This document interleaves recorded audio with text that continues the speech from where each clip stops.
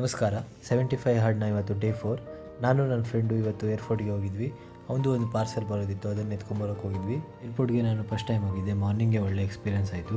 ಮನೆಗೆ ಬಂದು ರೆಸ್ಟ್ ಮಾಡಿ ಫ್ರೆಶಪ್ ಆಗಿ ಡೈಲಿ ಡಯಟ್ ಪ್ರಿಪೇರ್ ಮಾಡಿಕೊಂಡು ಶೇಕ್ ಕುಡಿದೆ ಹಾಗೂ ಮೊಟ್ಟೆ ತಿಂದೆ. ಮಧ್ಯಾಹ್ನ ನನ್ನ ಫ್ರೆಂಡು ಸೋಯಾ ರೆಸಿಪಿನ ಪ್ರಿಪೇರ್ ಮಾಡಿದೆ, ಅದಕ್ಕೆ ಸ್ವಲ್ಪ ಹೆಲ್ಪ್ ಮಾಡಿದೆ. ಆಮೇಲೆ ಒಟ್ಟಿಗೆ ಊಟ ಮಾಡಿದೆ. ಊಟ ಆದಮೇಲೆ ನಾನು ಅವನು ಚೆಸ್ ಆಡಿದ್ವಿ. ಸಂಜೆ ಪಾರ್ಕ್ಗೆ ಹೋಗಿದ್ದು, ಲೇಟ್ ಆಯಿತು. ಹೋದ್ಮೇಲೆ 20 ಮಿನಿಟ್ ಜಾಗಿಂಗ್ ಮಾಡಿದೆ. ಇವತ್ತು ನನ್ನ ಜೊತೆ ನನ್ನ ಫ್ರೆಂಡ್ ಕೂಡ ಬಂದಿದ್ದ.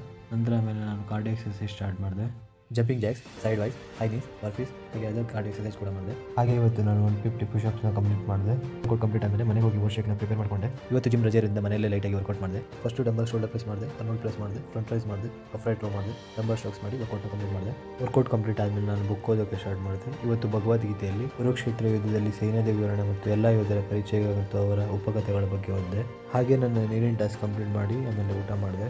ಇದು ಇವತ್ತಿನ ಸೆಲ್ಫಿ. ಹೀಗೆ ನನ್ನ ಇವತ್ತಿನ ಎಲ್ಲ ಟಾಸ್ಕ್ನ ಕಂಪ್ಲೀಟ್ ಮಾಡಿದೆ.